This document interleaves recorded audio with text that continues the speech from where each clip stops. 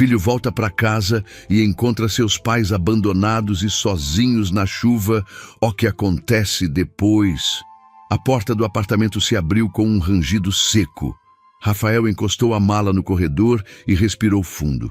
5 anos. 5 anos desde que saiu daquela cidade do interior de Minas Gerais rumo a São Paulo, perseguindo uma carreira que prometia mudar sua vida. E mudou. Mas não da forma que esperava. O cheiro de mofo invadiu suas narinas. Algo estava errado. Muito errado.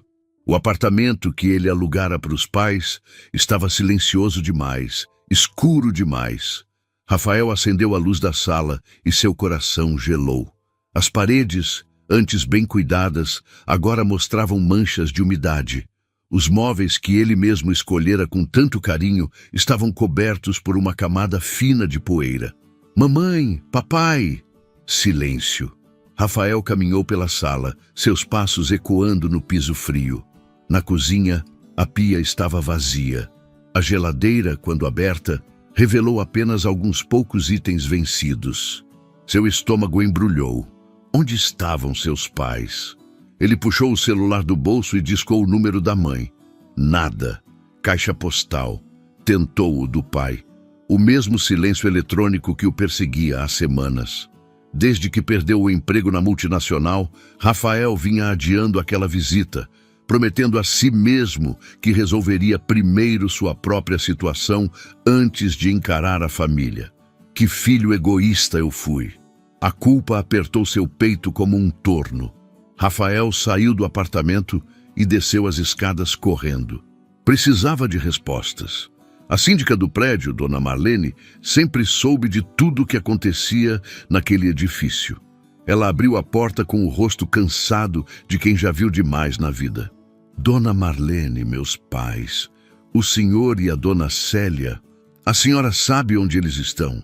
A mulher suspirou, cruzando os braços. Rafael, meu filho, faz mais de 2 meses que eles saíram daqui. Como assim saíram? Para onde? O aluguel atrasou, Rafael. 3 meses seguidos. Tentei ligar para você, mandei mensagem, mas nunca consegui falar. Eles não tinham como pagar. Tive que pedir que saíssem. Rafael sentiu o chão fugir sob seus pés. Durante os últimos meses, afundado em dívidas e desempregado, ele bloqueara números desconhecidos, ignorara mensagens de cobrança, isolara-se do mundo e, nesse isolamento, abandonara quem mais precisava dele. Dona Marlene, por favor, a senhora tem alguma ideia de onde eles podem ter ido? A síndica balançou a cabeça, seus olhos revelando pena genuína. Eles não disseram nada. Só pegaram algumas malas e foram embora. Seu pai estava muito abatido, Rafael. E sua mãe, ela chorou muito. As palavras atingiram Rafael como socos. Ele se despediu e voltou para a rua. A chuva fina começando a cair sobre São Paulo. Precisava encontrá-los. Mas por onde começar em uma cidade com 12 milhões de habitantes? Se essa história está mexendo com você, se inscreva no canal e deixe seu like para não perder nenhuma de nossas histórias. Escreva nos comentários de qual cidade você está assistindo. Rafael caminhou pelas ruas do bairro da Muca, observando cada rosto, cada esquina. A chuva engrossava, transformando as calçadas em pequenos rios. Ele pensou nos abrigos, nos locais onde pessoas em situação de vulnerabilidade costumavam se reunir. Seria possível que seus pais... Não, ele não conseguia nem completar o pensamento. Ao passar por uma praça, Rafael viu um grupo de pessoas abrigadas sob a marquise de uma igreja. Aproximou-se, o coração batendo descompassado. Observou cada rosto enrugado pela vida, cada olhar cansado. Nada. Seus pais não estavam ali. Com licença, o senhor está procurando alguém? Uma mulher jovem, vestindo um colete de voluntária, se aproximou com um sorriso gentil. Meus pais, eles podem estar precisando de ajuda. Eu não sei onde eles estão. Rafael mostrou uma foto no celular. A mulher estudou a imagem com atenção. Não vi essas pessoas por aqui, não, mas se quiser, posso perguntar aos outros voluntários. Às vezes, alguém se lembra. Por favor, qualquer informação ajuda. Enquanto a voluntária se afastava para consultar seus colegas, Rafael sentou-se em um banco molhado, indiferente à chuva que agora caía pesada. Como chegar àquele ponto? Como deixara tudo desmoronar dessa forma? Ele se lembrava do dia em que saiu de Itabira, sua cidade natal. A despedida no terminal rodoviário. O abraço apertado da mãe, Célia, que segurou suas mãos e disse com os olhos marejados: "Vai, meu filho, conquista São Paulo, mas não esquece de nós." E o pai, Antônio, homem de poucas palavras, que apenas colocou a mão em seu ombro e assentiu com a cabeça, o orgulho brilhando em seu olhar. Nos primeiros anos, Rafael cumpriu a promessa. Ligava toda semana, enviava dinheiro, visitava nas festas de fim de ano. Quando conseguiu o emprego na multinacional e o salário aumentou, trouxe os pais para São Paulo.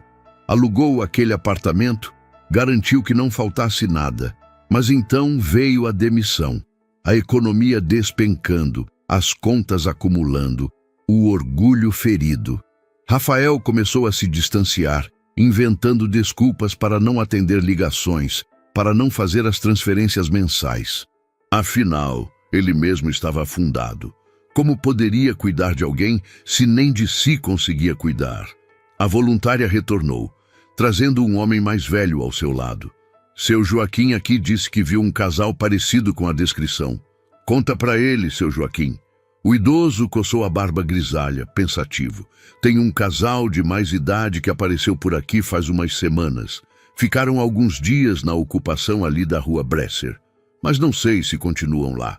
Rafael levantou-se num pulo. Pode me levar lá?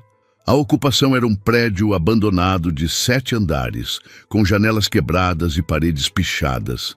Seu Joaquim guiou Rafael até a entrada, onde um grupo de moradores conversava ao redor de um tambor com fogo. A chuva caía forte agora, criando pequenas cachoeiras pelas rachaduras da fachada. Rafael sentiu um aperto no peito ao imaginar seus pais naquele lugar. Boa noite. Estou procurando meus pais, um homem e uma mulher, ele com uns 60 e poucos anos, ela um pouco mais nova. Alguém viu? Uma mulher de cabelos pretos amarrados respondeu sem tirar os olhos do fogo. Tem muita gente aqui, moço. Como são eles? Rafael mostrou a foto. Alguns se aproximaram para ver melhor. Um jovem magro, com um bebê no colo, acenou com a cabeça. Eu vi esse casal, sim. Eles ficaram no 4º andar, mas saíram faz uns dias. Não sei para onde foram. Eles estavam bem? Precisando de alguma coisa? O rapaz trocou olhares com os outros antes de responder. Olha, moço, ninguém está aqui porque quer, entende? Todo mundo está precisando de alguma coisa. Seu pai tossia bastante. E sua mãe? Ela parecia muito preocupada com ele. Rafael sentiu as lágrimas queimarem seus olhos. Seu pai sempre teve problemas respiratórios. E a umidade daquele lugar devia ter piorado tudo. Alguém sabe para onde eles foram quando saíram daqui? A mulher de cabelos pretos finalmente olhou para Rafael. Ouvi sua mãe comentando sobre voltar para o interior. Algo sobre uma irmã em Minas. Não sei mais que isso. Tia Neuza, claro, a irmã mais velha de sua mãe, morava em Governador Valadares. Rafael não falava com ela há anos, mas era a única possibilidade que fazia sentido. Muito obrigado, de coração. Ele saiu correndo da ocupação, a chuva fustigando seu rosto. Precisava chegar em casa, pegar seus documentos, descobrir um jeito de ir até Valadares. Mas quando chegou ao ponto de ônibus, percebeu que estava sem dinheiro. A carteira tinha apenas R$ 12. Não era o suficiente nem para uma passagem de ônibus urbano completa, quanto mais para uma viagem intermunicipal. Rafael encostou-se no abrigo do ponto, vendo a água da chuva escorrer pelo asfalto. Como tudo dera tão errado. Há 5 anos, ele era o filho exemplar, o orgulho da família. Agora, era um homem falido procurando pelos pais que abandonou. Uma caminhonete parou ao seu lado, buzinanando levemente. Rafael olhou e reconheceu o motorista. Carlos, um ex-colega da multinacional. Rafael? Cara, que coincidência! Entra aqui, você está encharcado. Rafael hesitou por um segundo antes de entrar no veículo. O calor do ar-condicionado contrastava com o frio que sentia por dentro. Valeu, Carlos. Eu estava precisando mesmo. Cara, faz tempo que não te vejo. Como você tá?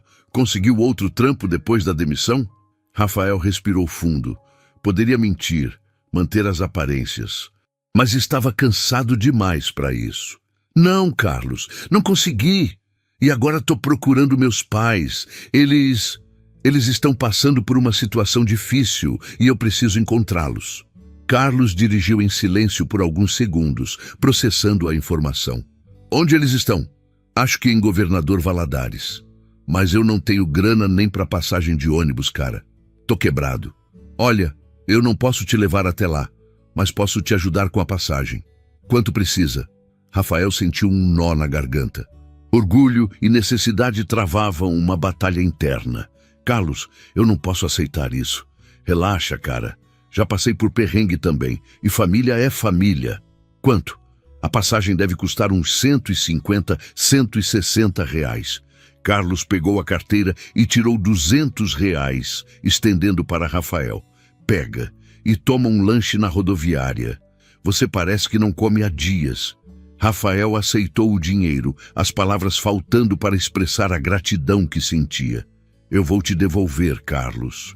Juro que vou. Quando você puder, sem pressa. Agora me diz onde você quer descer. Carlos deixou Rafael próximo à rodoviária do Tietê. Antes de sair do carro, Rafael apertou a mão do amigo com força. Obrigado, cara. De verdade. Você não faz ideia do quanto isso significa. Vai lá buscar seus pais, Rafael, e depois me conta como foi. A rodoviária estava movimentada, apesar do horário avançado. Rafael comprou uma passagem para o primeiro ônibus da manhã seguinte, às 5h40. Faltavam ainda 7 horas.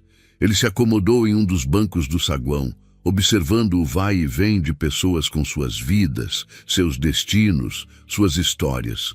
Ali, naquele banco desconfortável, Rafael finalmente permitiu que as emoções represadas viessem à tona.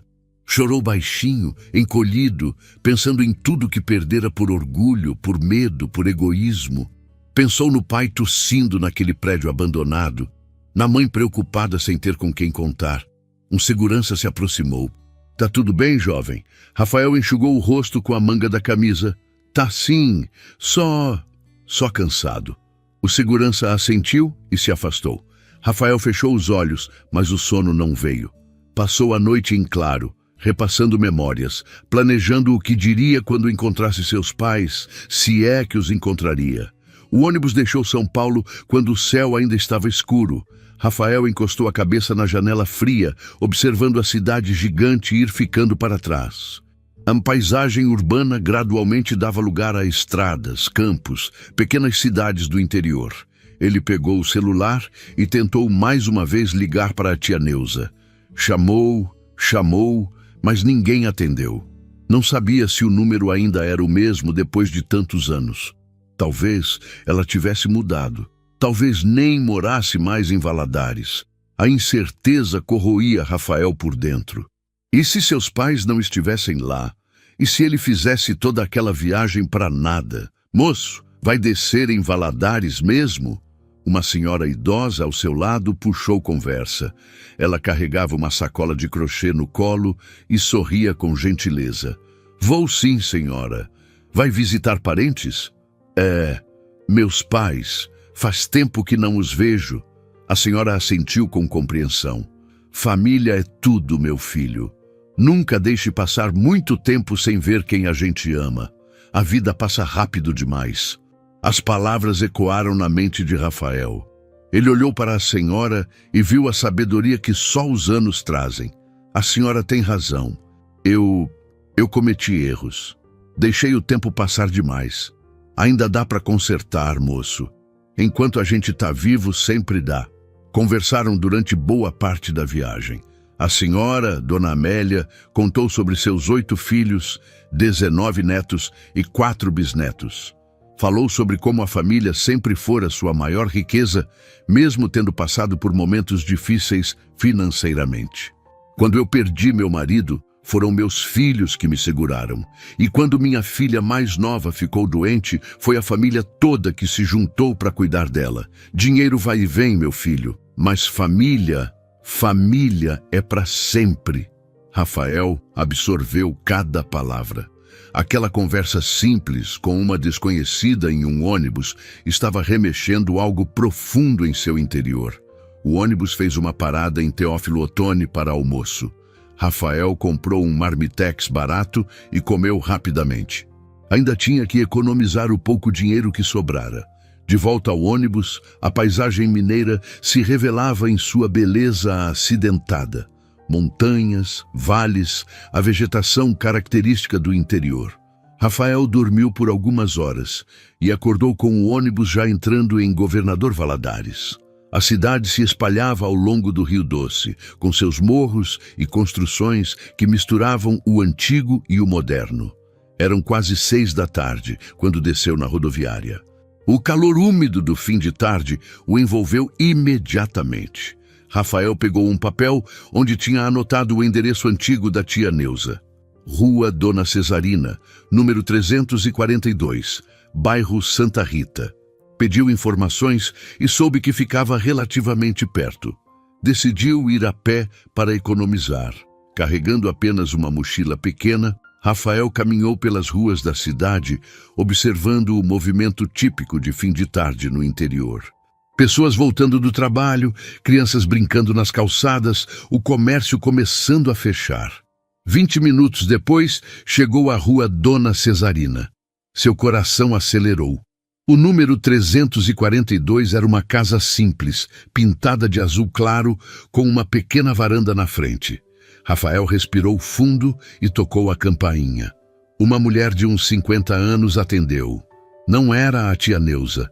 Boa tarde. Eu estou procurando a dona Neuza. Ela ainda mora aqui? A mulher fez que não com a cabeça. Dona Neuza se mudou faz uns 3 anos. Foi para Belo Horizonte morar com a filha. O chão pareceu desabar sob os pés de Rafael mais uma vez. A senhora por acaso sabe se passou por aqui um casal de idosos recentemente?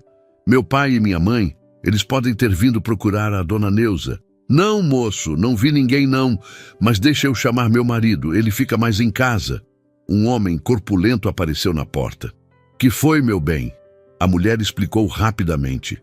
O homem coçou a cabeça, pensativo. Olha, faz umas 2 semanas que vi um casal de idade perguntando pela dona Neuza aqui na porta. Eu disse que ela tinha mudado. Eles ficaram meio perdidos, sabe?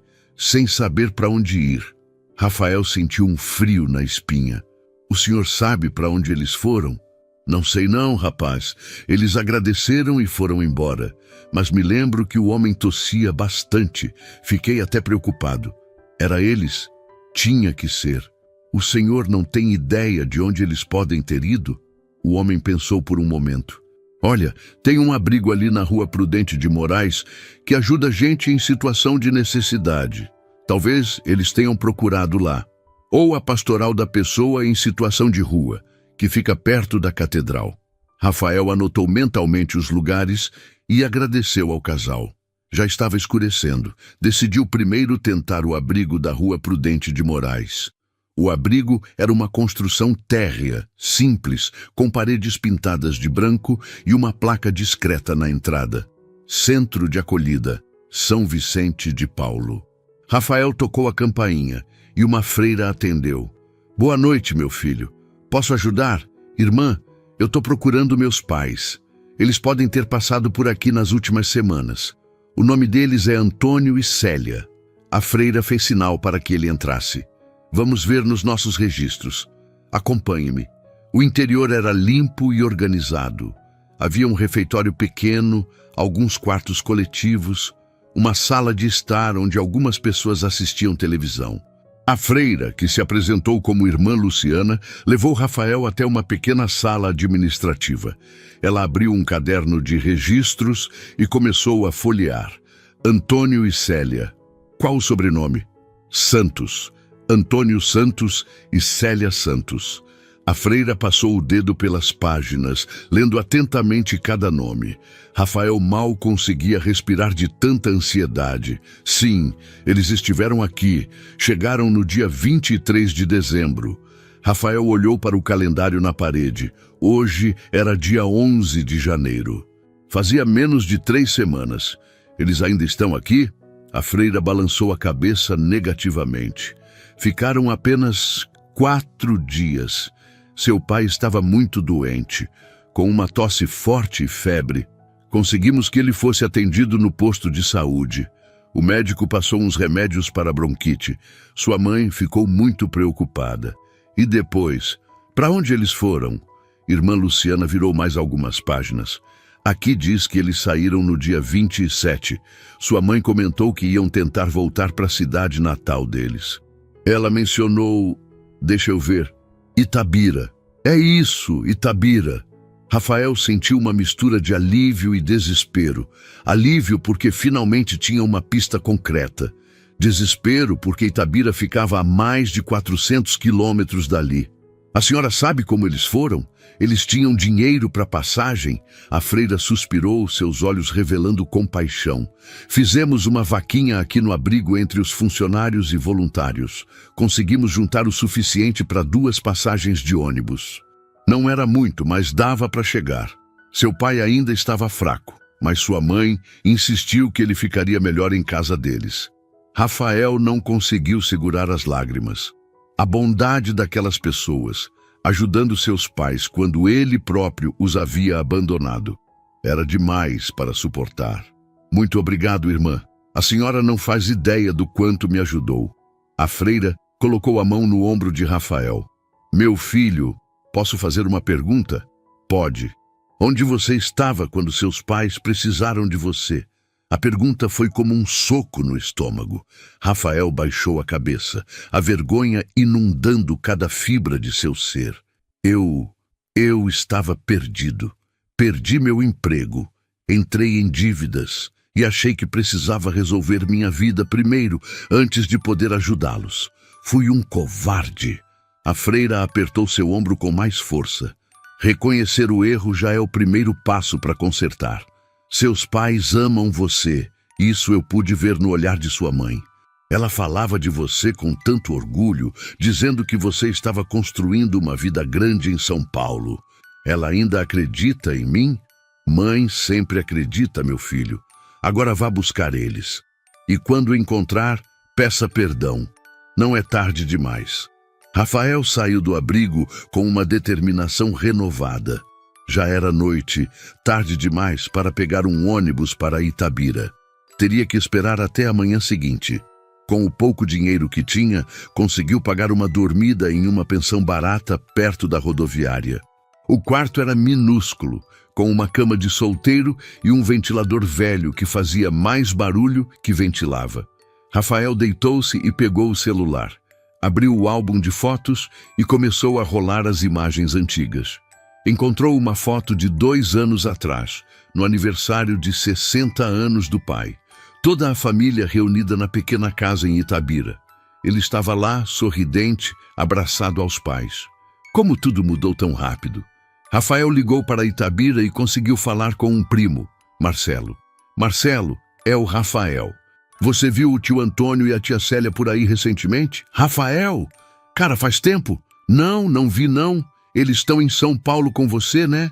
É uma longa história. Eles podem estar voltando para Itabira. Se você vir eles, me liga urgente, por favor. Claro, primo. Tá tudo bem? Vai ficar. Obrigado. Rafael desligou e se deitou novamente. Olhou para o teto manchado do quarto, ouvindo o barulho da cidade lá fora. Carros passando, pessoas conversando, a vida seguindo seu curso. Amanhã ele iria para Itabira. E lá, de alguma forma, encontraria seus pais. Tinha que encontrar. O ônibus para Itabira saiu às 7 da manhã. Rafael conseguiu comprar a passagem com o que restava do dinheiro de Carlos, ficando apenas com alguns trocados no bolso. A viagem seria longa, com várias paradas pelo caminho. Enquanto o ônibus cortava as estradas mineiras, Rafael observava a paisagem do interior. Pequenas cidades, plantações, morros cobertos de vegetação. Tudo tão diferente da selva de concreto de São Paulo. Ele pensava em como seus pais devem ter se sentido fazendo aquele mesmo trajeto, doentes, sem dinheiro, dependendo da caridade de estranhos. A culpa pesava como uma pedra no peito. O celular tocou. Era Marcelo. Rafael, perguntei para a tia Rosa e ela disse que viu o tio Antônio e a tia Célia ontem. Eles estavam na Praça da Matriz. Eles estão bem? Onde eles estão ficando? Não sei, primo. A tia Rosa só viu eles passando. Tentou chamar, mas parece que eles não ouviram. Obrigado, Marcelo. Eu tô indo para aí. Chego no fim da tarde. Rafael desligou com o coração acelerado. Eles estavam vivos, estavam em Itabira. Só precisava encontrá-los agora. As horas se arrastavam. O ônibus fez paradas em Ipatinga, Coronel Fabriciano, João Monlevade. Em cada cidade, Rafael sentia a ansiedade crescer. Estava tão perto agora. Finalmente, às 4:30 da tarde, o ônibus entrou em Itabira, a cidade natal de Rafael, onde crescera, onde aprendera os primeiros valores com seus pais. As ruas familiares traziam memórias de uma época mais simples, mais feliz. Desceu na rodoviária e saiu caminhando rapidamente em direção ao centro da cidade. A Praça da Matriz ficava a poucos quarteirões. Se seus pais estavam perambulando por ali, tinha que encontrá-los. A praça estava movimentada com o fim de tarde. Idosos conversando nos bancos, crianças brincando, vendedores ambulantes oferecendo seus produtos. Rafael percorreu cada canto com os olhos, procurando aqueles rostos que conhecia desde sempre. Nada. Sentou-se em um banco, a frustração começando a tomar conta. Onde eles poderiam estar? Você está procurando alguém, rapaz? Um senhor idoso, sentado no banco ao lado, observava Rafael com curiosidade. Meus pais, Antônio e Célia Santos. O senhor conhece eles? O velho coçou a barba branca. Antônio Santos. Esse nome me soa familiar. Ele não trabalhava na antiga fábrica de tecidos? Isso mesmo. O senhor sabe onde ele mora? Não sei não, filho. Mas vi um casal parecido com sua descrição ali perto da Igreja Velha, ontem de tarde. Estavam sentados na escadaria. Rafael levantou-se de um salto.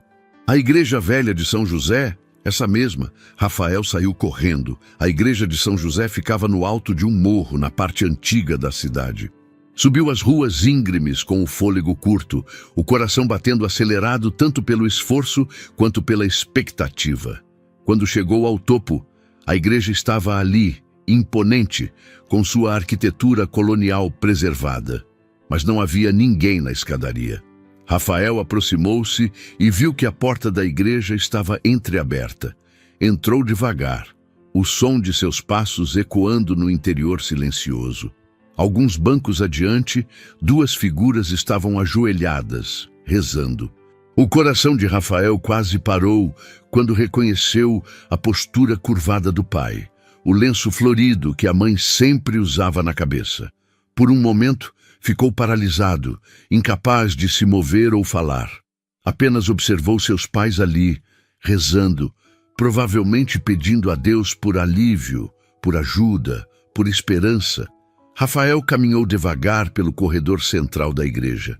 Cada passo parecia ecoar não apenas no espaço físico, mas em sua alma. Quando estava a apenas 3 bancos de distância, sua mãe virou a cabeça. O olhar dele se encontrou. Por um segundo que pareceu uma eternidade, Célia apenas ficou ali, congelada, como se estivesse vendo uma aparição. Então, seus olhos se encheram de lágrimas. Rafael? A voz dela saiu como um sussurro rouco, carregado de uma mistura de incredulidade e emoção. Antônio virou-se também, e Rafael viu como seu pai estava mais magro, mais envelhecido, mais frágil do que se lembrava. Oi, mãe. Oi, pai. As palavras saíram simples, mas carregadas de todo o peso dos últimos meses. Célia levantou-se trêmula e caminhou em direção ao filho. Quando chegou perto, ergueu a mão como se fosse tocar o rosto dele, mas hesitou. Você está mesmo aqui? Não é um sonho? Rafael segurou a mão da mãe e a colocou em seu rosto, as lágrimas correndo livremente agora. Não é sonho, mãe. Eu tô aqui. Eu tô aqui. Célia desabou nos braços do filho, soluçando. Rafael a abraçou com força, sentindo como ela estava mais leve, mais frágil. Antônio se aproximou devagar, apoiando-se no encosto dos bancos. Quando chegou perto, Rafael estendeu um braço e puxou o pai para o abraço também. Ali, no silêncio daquela igreja antiga, os três permaneceram abraçados, chorando. Não havia palavras que pudessem expressar a dor da separação, o alívio do reencontro, a complexidade de tudo que havia acontecido. Meu filho, Célia repetia entre soluços, acariciando o rosto de Rafael, como se precisasse confirmar que ele era real. Depois de longos minutos, eles se soltaram. Rafael olhou para os pais com mais atenção. Antônio estava visivelmente doente, seu rosto pálido e os olhos fundos. Célia tinha manchas escuras sob os olhos, sinais de noites mal dormidas e preocupação constante. As roupas de ambos estavam limpas, mas gastas, remendadas em alguns lugares. Vocês estão bem? Cadê estão ficando? Antônio tossiu antes de responder, sua voz fraca. A gente está sobrevivendo, filho.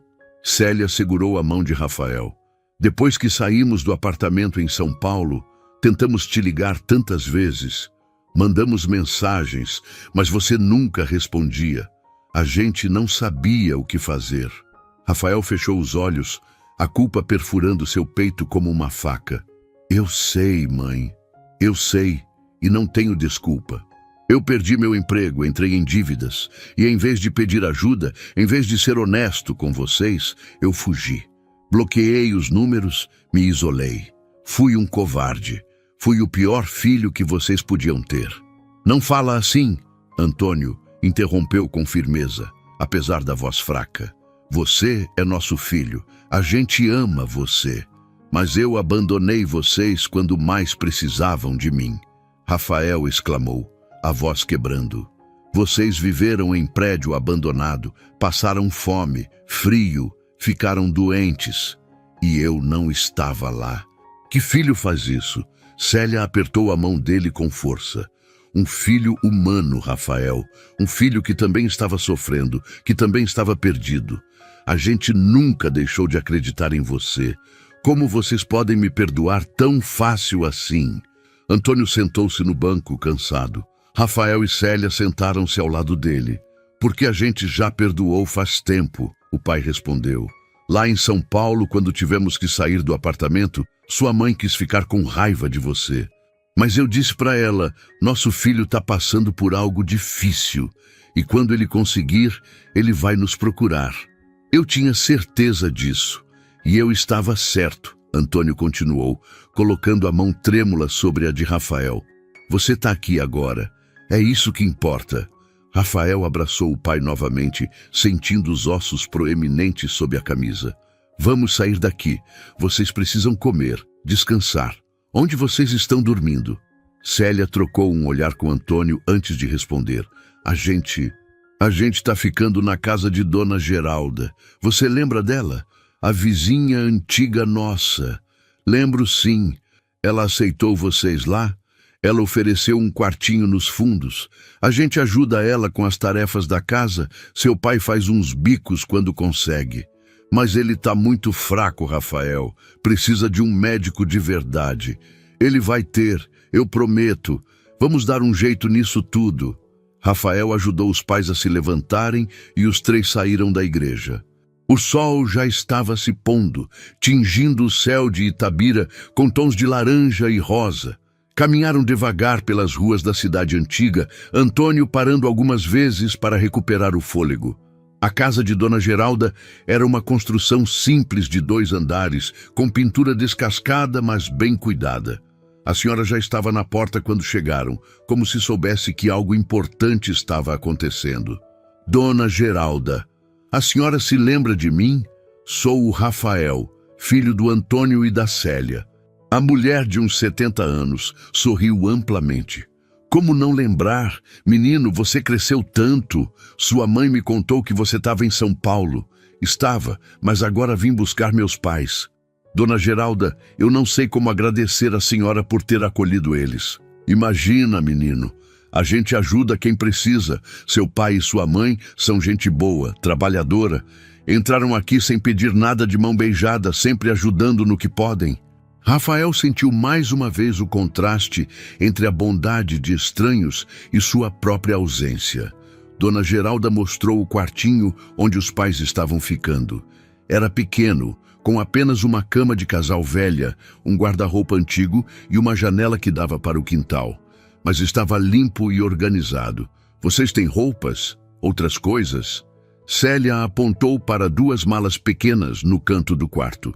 É só isso que a gente conseguiu trazer de São Paulo. O resto a gente teve que deixar. Rafael sentou-se na cama ao lado do pai.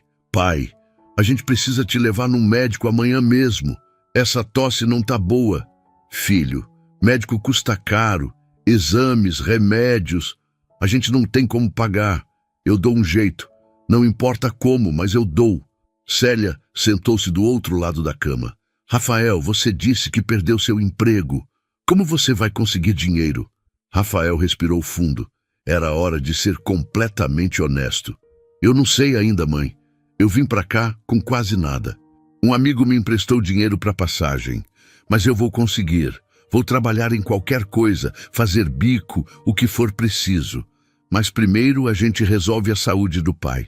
Antônio começou a tossir novamente. Uma tosse profunda que sacudia seu corpo inteiro. Célia pegou um copo d'água e ajudou o marido a beber. Há quanto tempo ele está assim? Piorou muito nas últimas semanas. O frio de São Paulo não fez bem para ele, e dormindo naqueles lugares... Célia não completou a frase, os olhos marejando. Isso acaba hoje.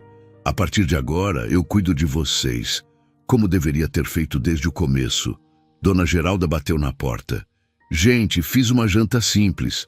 Arroz, feijão e uns ovos mexidos. Estão convidados. Durante o jantar, Rafael observou como seus pais comiam com uma fome contida, como quem não está acostumado a ter refeições regulares. Dona Geralda serviu porções generosas e insistiu para que repetissem. Depois da janta, Rafael pediu licença e saiu para dar uma volta, precisando de ar fresco para processar tudo.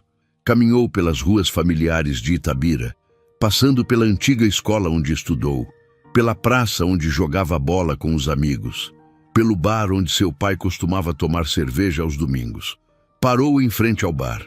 Era o mesmo de sempre, com suas mesas de plástico na calçada e o som alto de sertanejo tocando. Entrou e reconheceu o dono, seu Manuel, um amigo de longa data de seu pai. Seu Manuel, o senhor se lembra de mim? O homem de uns 60 anos olhou bem para Rafael e arregalou os olhos. Rafael? Menino, claro que lembro. Você tá imenso. Tá em São Paulo, né? Estava. Voltei hoje e preciso da sua ajuda. Rafael contou resumidamente a situação. Seu Manuel ouviu em silêncio, balançando a cabeça em alguns momentos. Seu pai é um homem de bem, Rafael. Sempre foi. Quando ele sumiu daqui para ir para São Paulo com sua mãe, a gente ficou preocupado. Mas pensamos que vocês estavam bem lá. A gente estava. Até que não estava mais. Seu Manuel, o senhor precisa de alguém para trabalhar aqui? Qualquer coisa. Lavar louça, limpar, carregar bebida. Eu preciso de dinheiro para levar meu pai no médico. Seu Manuel coçou a cabeça, pensativo. Olha, Rafael, negócio tá difícil para todo mundo, mas eu gosto do seu pai, gosto de você. Posso te dar uns turnos na cozinha, lavando louça e ajudando na preparação. Não é muito, mas é alguma coisa. Eu aceito. Quando posso começar? Amanhã mesmo, se você quiser, das 5 da tarde às 11 da noite. Pago por dia, no final do turno. Perfeito. Muito obrigado, seu Manuel. Os dois apertaram as mãos. Rafael sentiu uma fagulha de esperança acender em seu peito. Não era muito, mas era um começo. Voltou para a casa de Dona Geralda e encontrou seus pais ainda acordados, conversando baixinho no quartinho. Conseguiu um trabalho. Começo amanhã. Em 2 dias já vou ter dinheiro para levar o pai no médico. Célia sorriu, os olhos brilhando. Meu filho, você não precisa... Preciso sim, mãe. E quero. Vocês cuidaram de mim a vida inteira. Agora é minha vez de cuidar de vocês. Rafael improvisou uma cama no chão do quartinho com cobertores que Dona Geralda emprestou. Antes de dormir, ficou observando seus pais na cama, já adormecidos. Antônio respirava com dificuldade. Célia tinha uma das mãos sobre o peito do marido, como se mesmo dormindo estivesse cuidando dele. Rafael fez uma promessa silenciosa. Não importava quanto tempo levasse, ele ia reconstruir a vida deles. Ia devolver a dignidade que tinham perdido. E nunca mais os abandonaria. Rafael acordou com o barulho de Antônio tossindo. Ainda estava escuro. Levantou-se rapidamente e acendeu a luz do abajur. Seu pai estava sentado na cama, o corpo curvado enquanto tossia violentamente. Pai, tá tudo bem? Entre tosses, Antônio tentou responder. É normal. Acontece toda noite. Célia, já acordada também, pegou um pano e colocou nas costas do marido, fazendo movimentos circulares. Rafael observou a cena com o coração apertado. Aquela rotina de cuidados noturnos revelava o quanto seus pais vinham sofrendo em silêncio. Mãe, hoje de manhã eu vou no posto de saúde marcar uma consulta para o pai. Não dá para esperar mais. Rafael, sem dinheiro eles não atendem rápido. Vai demorar meses para conseguir um especialista. Então a gente vai no particular. Eu dou um jeito. Célia ia protestar, mas Rafael ergueu a mão. Mãe, por favor, deixa eu fazer isso. Deixa eu me redimir, nem que seja um pouco. Depois que Antônio se acalmou e voltou a dormir, Rafael não conseguiu mais pegar no sono. Ficou ali, sentado no chão, pensando em soluções. Com o dinheiro do trabalho no bar, levaria dias para juntar o suficiente para uma consulta particular e exames. Quando o sol começou a clarear, Rafael saiu de casa e foi até uma lan house no centro da cidade. Pagou 2 horas de computador e começou a pesquisar. Procurou por programas de assistência médica gratuita, ONGs que ajudavam pessoas com problemas respiratórios, qualquer alternativa que pudesse acelerar o atendimento de seu pai. Encontrou uma instituição chamada Amigos da Saúde, que oferecia consultas médicas gratuitas ou a preço reduzido para pessoas comprovadamente carentes. Anotou o endereço e o telefone. Às 9 da manhã, Rafael estava na porta da instituição. Era uma casa adaptada, simples, mas limpa, com uma recepcionista gentil que o atendeu. Bom dia. Eu preciso de ajuda para meu pai. Ele está com uma tosse muito forte, tem bronquite crônica e não tem condições de pagar consulta particular. A recepcionista, uma moça de uns 30 anos, pegou uma ficha. Tudo bem, vou precisar de alguns dados. Nome completo do paciente, idade, sintomas e algum comprovante de que ele realmente não tem condições financeiras. Rafael forneceu todas as informações. Explicou sobre a situação dos pais, sobre o desemprego, sobre tudo o que haviam passado. A moça ouviu com atenção e pareceu genuinamente comovida. Olha, normalmente a gente tem uma fila de espera de umas 2 semanas. Mas o caso do seu pai parece urgente. Deixa eu ver se consigo encaixar ele ainda hoje com o Dr. Paulo. Ele é pneumologista e é muito bom. Ela pegou o telefone e fez algumas ligações. Depois de uns 10 minutos, desligou com um sorriso. Consegui. Hoje às 3 da tarde. Traz seu pai aqui, tá? Rafael sentiu uma onda de alívio. Muito obrigado. Sério, muito obrigado mesmo. Imagina, é para isso que a gente existe. Rafael voltou correndo para a casa de Dona Geralda. Encontrou Célia ajudando a senhora a estender roupas no varal do quintal. Mãe! Consegui uma consulta para o pai hoje às 3 da tarde. Célia largou o lençol que segurava e abraçou o filho. Meu Deus, Rafael, como você conseguiu? Encontrei uma instituição que ajuda gente que não pode pagar. Eles vão atender o pai hoje mesmo. As duas mulheres tinham lágrimas nos olhos. Dona Geralda deu um tapinha no ombro de Rafael. Você é um bom filho, menino. Seus pais têm sorte de ter você. Às 2:30 da tarde, Rafael, Célia e Antônio caminhavam em direção à instituição. Antônio estava fraco e precisaram parar algumas vezes para que ele descansasse. Mas finalmente chegaram.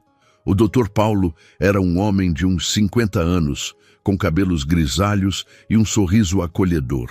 Examinou Antônio minuciosamente, ouviu seu pulmão, fez várias perguntas sobre o histórico médico. Seu Antônio, o senhor está com uma bronquite bacteriana bem avançada. Provavelmente contraiu em algum lugar com muita umidade. Isso pode evoluir para uma pneumonia se não tratarmos agora. É grave, doutor. Pode ser se não cuidarmos direito. Mas com o tratamento correto, o senhor vai melhorar. Vou passar antibiótico, um xarope expectorante e um broncodilatador. E precisa fazer um raio-x do tórax para ver como estão os pulmões. Rafael engoliu seco. Quanto vai custar tudo isso, doutor? O médico olhou para Rafael, depois para Célia e Antônio. Viu as roupas simples, os rostos marcados pelo cansaço e pela luta. A consulta é gratuita. Os remédios... Vou dar uma receita com as opções mais baratas que consigo. Deve ficar em torno de R$ 120. E o raio-x posso pedir pelo SUS, mas vai demorar. Se quiserem fazer particular, fica uns R$ 80. Rafael fez as contas mentalmente. R$ 200. Ele não tinha nem um décimo disso. Eu preciso de uns dias para conseguir esse dinheiro, mas vou conseguir. O médico pensou por um momento. Olha, os remédios são urgentes. Não dá para esperar. E o raio-x também é importante. Deixa eu ver o que posso fazer. Ele saiu do consultório e voltou alguns minutos depois, com uma caixa de antibióticos e os outros remédios. Essas são amostras grátis que os laboratórios nos dão. Não é o tratamento completo, mas dá para começar. São 5 dias de medicação. E consegui falar com a clínica de imagem aqui perto. Eles vão fazer o raio-x do seu pai sem custo, como uma doação. Rafael não conseguiu segurar as lágrimas. Doutor, eu não sei como agradecer. Não precisa agradecer. Só cuide bem do seu pai e volte aqui em 5 dias para eu reavaliar ele. Saíram do consultório com os remédios e o encaminhamento para o raio-x. No caminho de volta, Antônio, que falava pouco, segurou o braço de Rafael. Filho, você me deixa orgulhoso. Pai, eu que deveria estar orgulhoso do Senhor, de vocês dois, a força que vocês tiveram para sobreviver a tudo isso. A força a gente encontra quando precisa, Rafael. E quando tem amor. A gente nunca desistiu porque tinha a esperança de te ver de novo. As palavras do pai ecoaram na mente de Rafael pelo resto do dia. Às 5 da tarde, ele estava no bar do seu Manuel, vestindo um avental e começando seu turno lavando louças. O trabalho era duro, repetitivo, muito diferente do que fazia na multinacional. Mas Rafael fazia cada tarefa com dedicação, agradecido pela oportunidade. Durante a noite, seu Manuel o chamou. Rafael, você está indo bem. Trabalha direito, não reclama.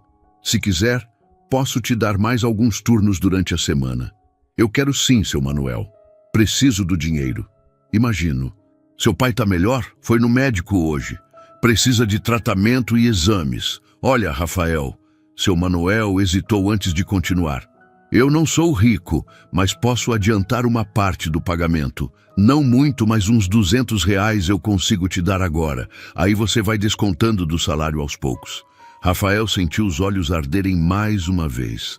A bondade das pessoas, depois de tudo que fizera, era demais. Seu Manuel, o senhor não precisa. Eu sei que não preciso, mas quero. Seu pai é meu amigo há anos. E você está mostrando que é um rapaz de caráter. Aceita essa ajuda. Rafael aceitou o dinheiro com gratidão. Com aquilo, poderia comprar os remédios que faltavam para completar o tratamento do pai e ainda sobrava um pouco para a comida. Quando o turno acabou, já passava da meia-noite. Rafael voltou para a casa de Dona Geralda cansado, mas com uma sensação de realização que não sentia há meses. Estava trabalhando honestamente, cuidando de seus pais, reconstruindo sua vida tijolo por tijolo. Os dias seguintes estabeleceram uma nova rotina. Rafael acordava cedo, ajudava a Dona Geralda com algumas tarefas da casa em troca da hospedagem, almoçava com os pais, descansava um pouco e às 5 da tarde ia para o bar trabalhar até meia-noite. Antônio começou a melhorar com a medicação. A tosse diminuiu, a febre passou e ele conseguia ficar mais tempo acordado sem se cansar tanto.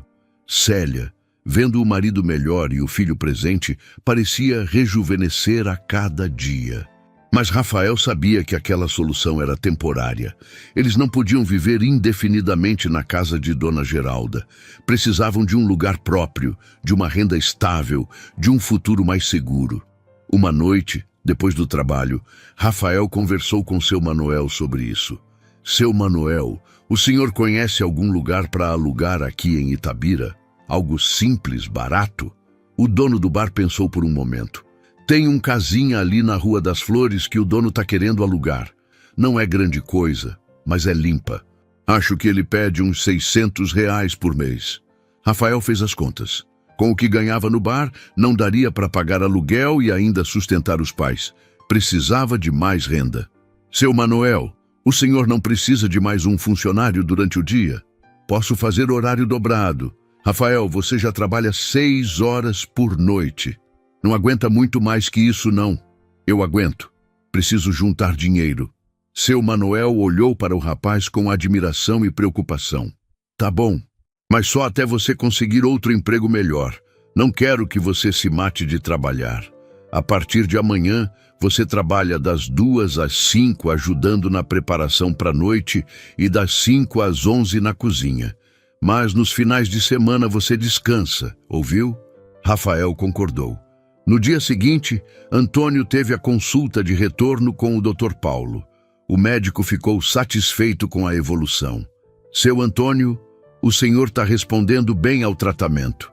O raio-x mostrou que os pulmões estão melhorando. Mas vai precisar continuar com a medicação por mais 15 dias e evitar ambientes com muita umidade ou poeira. Doutor, ele pode trabalhar? Antônio perguntou. Depende do tipo de trabalho. Nada pesado, nada que exija muito esforço físico. Algum trabalho leve, sem exposição a produtos químicos ou poeira. Rafael teve uma ideia. Pai, o senhor sempre foi bom com contas, com organização. Talvez pudesse trabalhar ajudando em algum escritório, fazendo serviços administrativos. Antônio sorriu tristemente. Filho, quem vai contratar um velho de 64 anos, sem experiência em escritório? A gente descobre tentando, pai. Vou perguntar por aí. Rafael passou os dias seguintes perguntando em todo o comércio, escritório e estabelecimento de Itabira se precisavam de alguém para serviços administrativos simples. A resposta era quase sempre a mesma. Não estamos contratando. A economia está difícil, talvez no futuro. Mas Rafael não desistia. Em uma tarde, entrou em um pequeno escritório de contabilidade.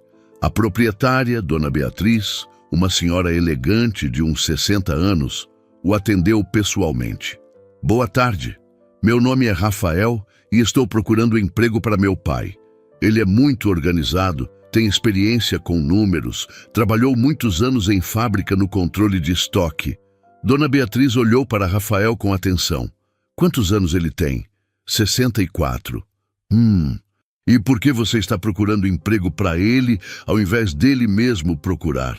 Rafael hesitou, mas decidiu ser honesto. Porque ele esteve doente recentemente e ainda está se recuperando. E por quê? Porque eu abandonei meus pais quando eles mais precisaram de mim. Agora estou tentando consertar isso, mas sozinho não consigo dar a eles a vida que merecem. A franqueza de Rafael pareceu tocar Dona Beatriz. Senta aqui, menino. Me conta sua história. Rafael contou tudo. A mudança para São Paulo, o sucesso inicial, a demissão, as dívidas, o isolamento, o abandono dos pais e finalmente a busca e o reencontro. Dona Beatriz ouviu sem interromper. Quando Rafael terminou, ela ficou em silêncio por alguns segundos. Você sabe, Rafael, meu filho também foi para São Paulo há alguns anos. Conseguiu um emprego bom, casou, teve filhos. No começo ligava sempre. Depois as ligações foram ficando mais espaçadas.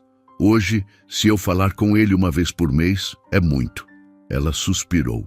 Eu entendo sua história porque vivo o outro lado dela, a mãe que foi esquecida. Por isso eu admiro sua coragem de voltar, de reconhecer seus erros, de tentar consertar. Rafael não soube o que dizer.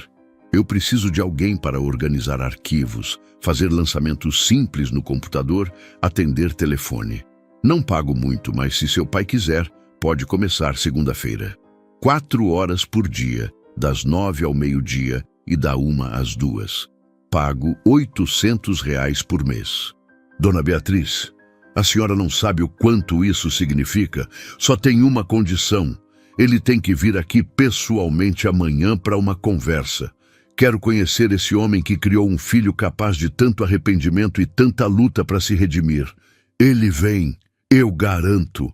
Rafael saiu do escritório quase correndo. Chegou em casa ofegante e encontrou Antônio sentado no quintal, tomando sol como o médico havia recomendado.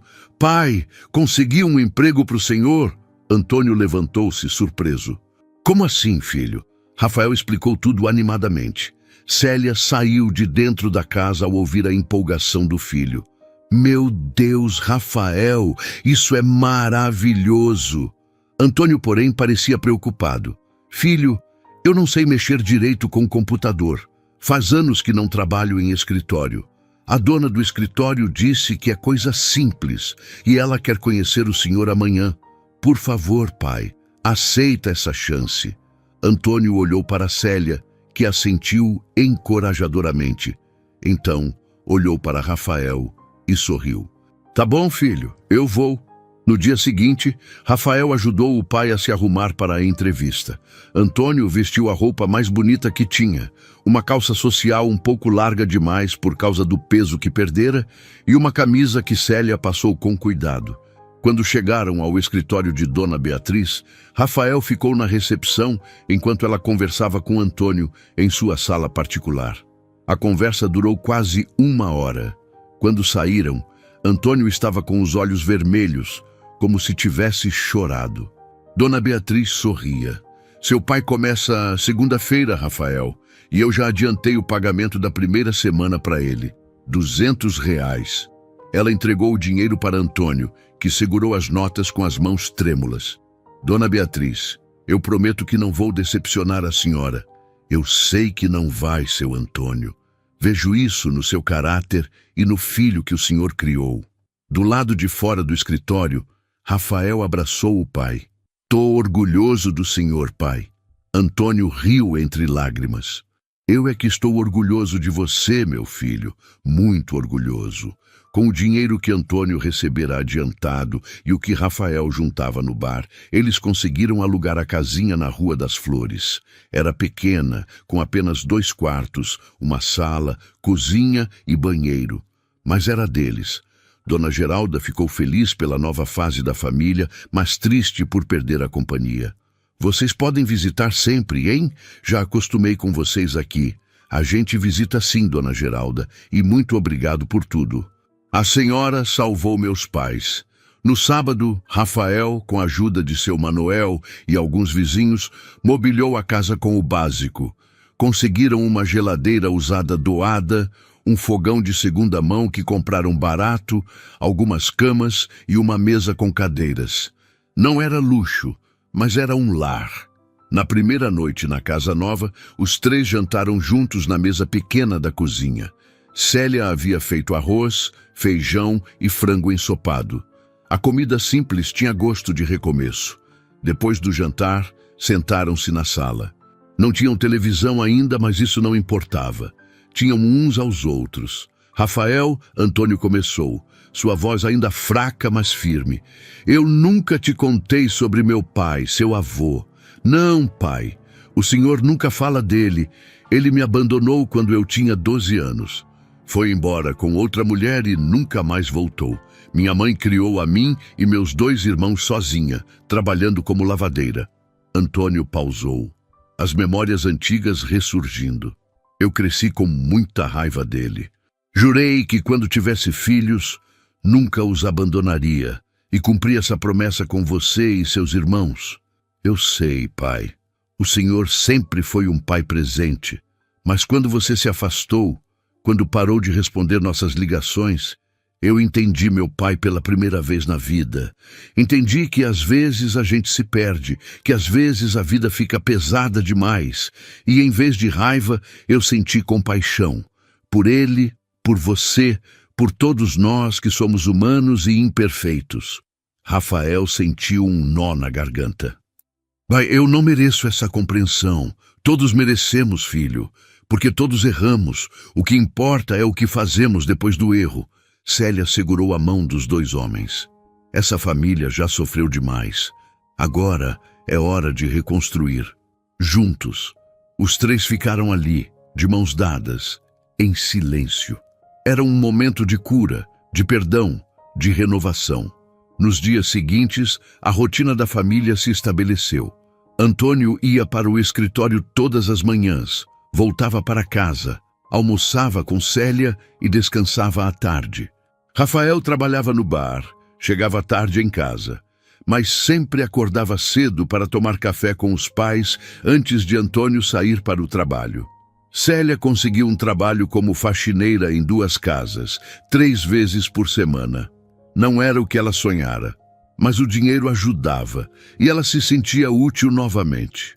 Uma noite, Rafael recebeu uma ligação inesperada. Era de um antigo colega da multinacional em São Paulo. Rafael, cara, finalmente consegui falar com você. Mudou de número? Mudei, sim. Tive uns problemas e, olha, não sei se você está interessado, mas a empresa está abrindo uma vaga na área de logística. Não é o mesmo nível que você tinha antes, mas o salário é razoável e você tem experiência. Quer que eu indique seu nome? Rafael ficou em silêncio por alguns segundos. Voltar para São Paulo? Deixar os pais novamente? Eu agradeço muito a indicação, mas eu não posso voltar para São Paulo agora. Meus pais precisam de mim aqui. Entendo, mas se mudar de ideia, me avisa. A vaga vai ficar aberta por uns 15 dias. Rafael desligou o telefone pensativo. Célia, que estava na cozinha e ouvira a conversa, aproximou-se. Era uma proposta de emprego em São Paulo? Era, mãe. E você recusou por nossa causa? Rafael olhou nos olhos da mãe. Recusei, porque aprendi que sucesso profissional não vale nada se a gente perde o que realmente importa. Eu vou reconstruir minha carreira, mas vou fazer isso daqui, perto de vocês. Célia abraçou o filho com força. Você cresceu tanto, meu filho, não em altura, mas em sabedoria. Nos finais de semana, Rafael começou a dar aulas particulares de inglês e informática para complementar a renda. Descobriu que Itabira tinha uma demanda razoável por esse tipo de serviço e que poderia ganhar um dinheiro extra fazendo algo que gostava. 2 meses depois de voltar para Itabira, a vida da família havia mudado completamente. Tinham uma casa, trabalho, comida na mesa todos os dias. Pequenas conquistas que significavam tudo. Uma tarde de domingo, Rafael levou os pais para passear na praça. Compraram picolés e sentaram-se em um banco, observando as crianças brincarem, os casais passeando, a vida acontecendo ao redor. Sabe, Rafael, Antônio disse, eu não trocaria este momento por nada, nem pelos anos que passei na fábrica ganhando bem, nem pela época em que tínhamos aquele apartamento bom em São Paulo. Este momento aqui com você e sua mãe é o que eu mais queria. Rafael sorriu. Eu também, pai. Eu também. Os meses foram passando e a família Santos consolidava sua recuperação. Rafael continuava trabalhando no bar e dando aulas particulares. Conseguira comprar alguns móveis melhores para a casa e até uma televisão pequena. Antônio estava totalmente recuperado da bronquite e se destacava no escritório de Dona Beatriz, que já havia aumentado seu salário 2 vezes. Célia, além das faxinas, começara a fazer bolos e doces para vender, uma habilidade que sempre teve, mas nunca explorara comercialmente. Em uma manhã de sábado, Rafael acordou com o celular tocando. Era um número de São Paulo que ele não conhecia. Alô? Rafael Santos, aqui é da empresa Techlog Solutions. Recebemos seu currículo através de uma indicação e gostaríamos de marcar uma entrevista com você. Rafael sentou-se na cama confuso. Desculpa, mas eu não enviei currículo para nenhuma empresa em São Paulo. Sabemos, foi seu ex-colega Carlos que nos passou suas informações. Ele trabalha conosco agora e disse que você seria perfeito para uma vaga que temos. Rafael lembrou-se de Carlos, o amigo que lhe dera dinheiro para a passagem de ônibus meses atrás. Que tipo de vaga? Coordenação de logística. Mas tem um detalhe. A vaga é para nossa filial em Belo Horizonte, não em São Paulo. O Carlos nos contou que você está em Minas agora e pensamos que poderia ser interessante. Belo Horizonte ficava a apenas 200 quilômetros de Itabira. Rafael poderia trabalhar lá e voltar para casa nos finais de semana, ou até diariamente se conseguisse se organizar. Eu me interesso sim. Como seria essa entrevista? Pode ser por videochamada? Amanhã, às 10 da manhã? Pode sim, eu aceito. Depois de desligar, Rafael ficou parado, processando a informação. Seria uma oportunidade de retomar sua carreira sem abandonar os pais. Mas também significaria mudanças, desafios novos. Contou para os pais durante o café da manhã. Filho, você tem que ir nessa entrevista. Antônio disse imediatamente. É uma grande oportunidade, mas se eu passar, vou ter que me dividir entre Belo Horizonte e aqui. Não vou poder estar sempre presente. Célia segurou a mão do filho. Rafael, você já provou para nós e para você mesmo que não vai nos abandonar de novo. A gente está bem agora, estabelecido, com saúde. Você precisa pensar no seu futuro também. Mas e se... Não tem-se, filho. Antônio interrompeu. Você aprendeu a lição. Nós confiamos em você. Vai nessa entrevista e dá o seu melhor. No domingo, Rafael fez a entrevista por vídeo. Conversou com o gerente de recursos humanos e com o diretor da filial de Belo Horizonte. Falou sobre sua experiência, seus objetivos e foi honesto sobre o período difícil que passara. Rafael, por que você saiu da sua última empresa? O diretor perguntou. Fui demitido em um corte de custos e confesso que não lidei bem com isso. Entrei em uma espiral de dívidas e isolamento. Mas esse período também me ensinou muito sobre o que realmente importa na vida.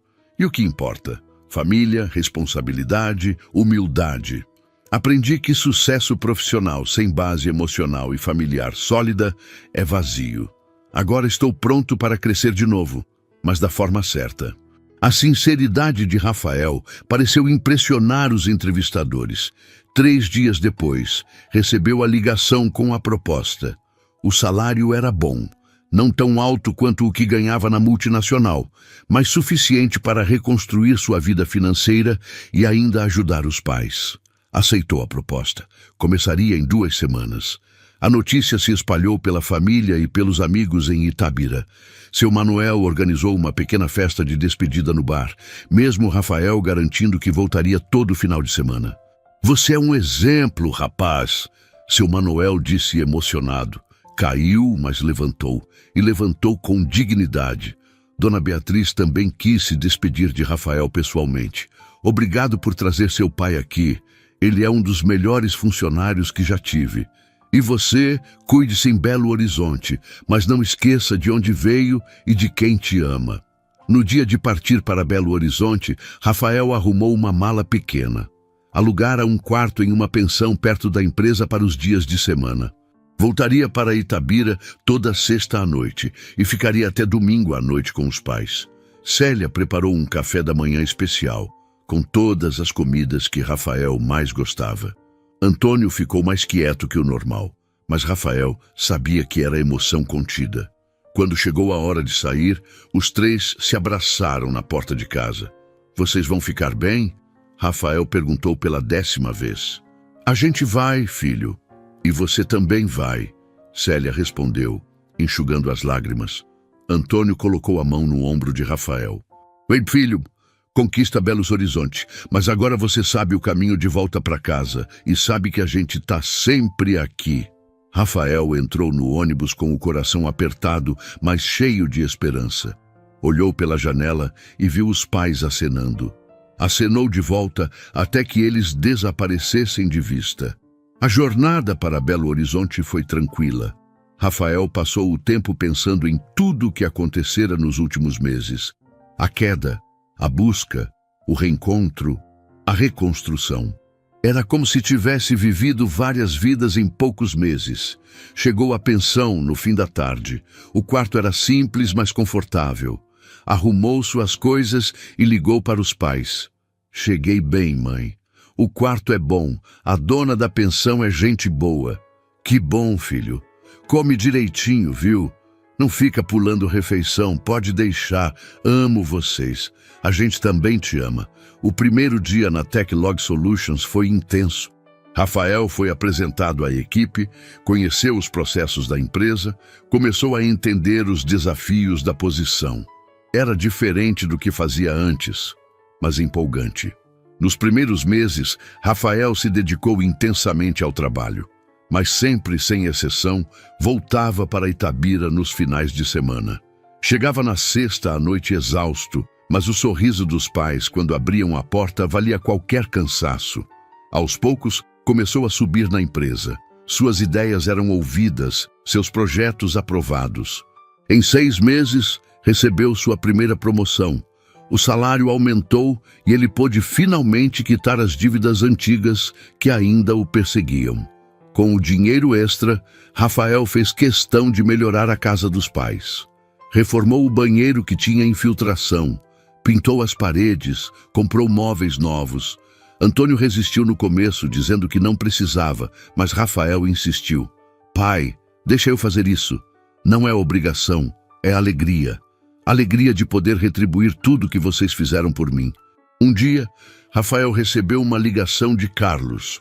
Rafael, cara, tô ligando para te convidar para meu casamento e também para te agradecer. Agradecer por quê? Por me lembrar do que é importante. Quando você recusou aquela vaga em São Paulo para ficar perto dos seus pais, isso me fez refletir. Eu estava me distanciando da minha família também, focado só em carreira. Mudei isso. E agora estou me casando, e meus pais vão estar lá, graças ao seu exemplo. Rafael sentiu uma emoção profunda. Cara, eu que agradeço. Por tudo, pelo dinheiro emprestado, pela indicação, pela amizade. Então você vem no casamento? Vou sim, e vou levar meus pais comigo. O casamento de Carlos foi em São Paulo, 3 meses depois. Rafael alugou um carro e levou os pais para a capital. Era a primeira vez que voltavam desde que saíram de lá em situação de vulnerabilidade. A cidade estava a mesma, gigante e indiferente. Mas tudo era diferente agora. Eles tinham onde dormir, dinheiro para comer, dignidade restaurada. Na festa de casamento, Carlos fez questão de apresentar Rafael aos outros convidados. Este é o Rafael, o cara que me ensinou que sucesso de verdade é ter coragem de recomeçar quando tudo desmorona. Vários executivos presentes se interessaram pela história de Rafael. Um deles, diretor de uma grande empresa de logística, pediu seu cartão. Estamos sempre procurando gente resiliente, com histórias reais. Se um dia quiser explorar novas oportunidades, me procura. Rafael agradeceu, mas guardou o cartão sem muita atenção. Estava feliz onde estava, perto da família. No caminho de volta para Itabira, já de madrugada, Célia adormeceu no banco de trás. Antônio estava no banco do passageiro, olhando a estrada escura pela janela. Sabe, Rafael, eu nunca te disse isso, mas houve momentos, lá em São Paulo, quando a gente estava passando frio naquele prédio abandonado, que eu pensei em desistir. Pai, mas sua mãe não deixou. Ela dizia, nosso filho vai voltar. Ele está perdido agora, mas ele vai nos encontrar. E ela estava certa. Rafael engoliu o choro para não perder a concentração na estrada. Eu quase não voltei, pai. Quase deixei o medo e o orgulho vencerem. Mas você voltou. E isso fez toda a diferença. Não só para nós, mas para você também. Chegaram em casa quando o sol começava a nascer. Entraram na casinha da Rua das Flores, agora totalmente reformada e aconchegante. Rafael ajudou a mãe a ir para o quarto e depois sentou-se com o pai na sala. Pai, eu preciso te pedir uma coisa. Pode falar, filho. Me perdoa por tudo, por ter abandonado vocês, por ter sido covarde, por ter deixado vocês passarem por tudo aquilo. Antônio segurou o rosto do filho com as duas mãos. Já te perdoei há muito tempo, meu filho. Agora você precisa se perdoar. As lágrimas finalmente rolaram pelo rosto de Rafael. Chorou como não chorava desde aquela noite na rodoviária do Tietê, mas agora eram lágrimas de libertação, de cura, de recomeço. 1 ano depois de Rafael ter retornado para Itabira e encontrado seus pais, a família Santos celebrava o aniversário de 65 anos de Antônio. Rafael organizou uma festa na casa, convidando todos que os ajudaram durante os momentos difíceis. Dona Geralda estava lá, junto com seu Manuel, Dona Beatriz, o Dr. Paulo, a voluntária que ajudou Rafael em São Paulo e muitos outros. A casa pequena estava lotada de gente, risadas e gratidão. Rafael pediu a atenção de todos e fez um brinde. Quero agradecer a cada pessoa aqui presente. Vocês ajudaram minha família quando eu falhei. Vocês mostraram bondade quando podiam ter virado as costas. Vocês são a prova de que ainda existe humanidade neste mundo. Ele olhou para os pais que estavam abraçados. E quero agradecer aos meus pais por me perdoarem, por acreditarem em mim mesmo quando eu não acreditava em mim mesmo, por me ensinarem que família não é sobre ser perfeito, é sobre estar presente. Todos brindaram, emocionados. A festa seguiu noite adentro, com música, comida e muita conversa. No final da noite, quando os convidados já haviam ido embora e eles estavam limpando a casa, Célia abraçou Rafael. Sabe qual foi o melhor presente do aniversário do seu pai? Qual, mãe?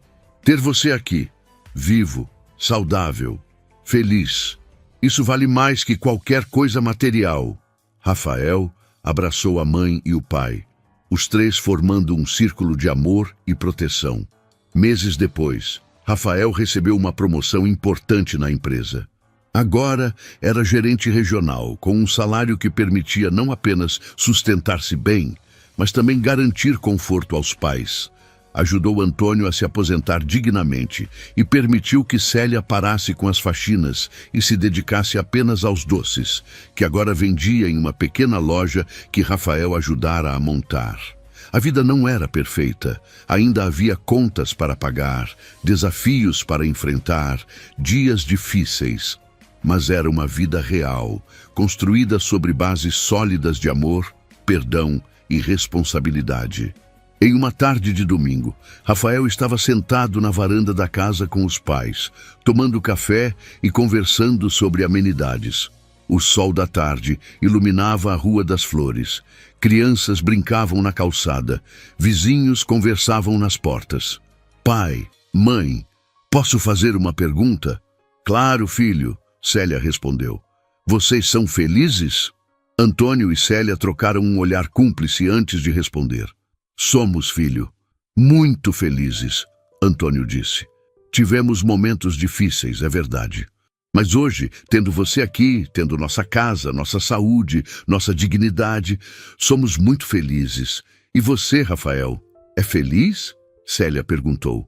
Rafael olhou ao redor. A casa simples, mas cheia de amor. Os pais envelhecidos, mas saudáveis. A segunda chance que a vida lhe dera. Sou, mãe, muito feliz, porque aprendi que felicidade não está em ter muito, mas em dar valor ao que se tem. E eu tenho vocês. Os três ficaram ali, na varanda, vendo o sol se pôr sobre Itabira. Uma família que se perdeu, se reencontrou e se reconstruiu.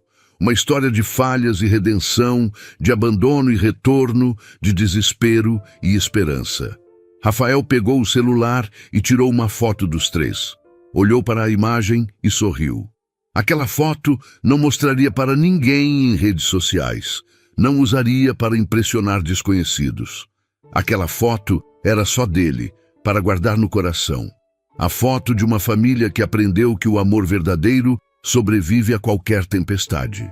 Naquela noite, antes de dormir, Rafael escreveu em seu diário, um hábito que adquirira durante a reconstrução de sua vida. Hoje completou 1 ano e 3 meses desde que encontrei meus pais abandonados e sozinhos. Foi o dia mais doloroso da minha vida, mas também foi o início da minha verdadeira jornada. Aprendi que homem de verdade não é aquele que nunca cai, mas aquele que tem coragem de se levantar. Que filho de verdade não é aquele que nunca erra, mas aquele que reconhece seus erros e luta para consertá-los. Que família não é perfeita, mas é eterna quando há amor verdadeiro. Hoje eu tenho pouco comparado ao que tinha antes, mas hoje eu tenho tudo, porque tenho o que realmente importa, e isso ninguém nunca mais vai tirar de mim. Rafael fechou o diário e olhou pela janela do quarto. A lua cheia iluminava a cidade tranquila. Em algum lugar, outras famílias também lutavam, também sofriam, também se reerguiam, e ele torcia por cada uma delas. Porque se ele, que havia caído tão baixo, conseguira se levantar, qualquer um podia.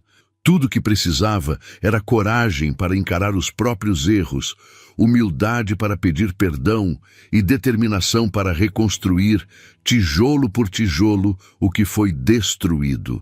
A vida continuaria trazendo desafios, mas agora Rafael sabia que não enfrentaria sozinho. Tinha seus pais ao lado. Eles tinham a ele, juntos como sempre deveria ter sido.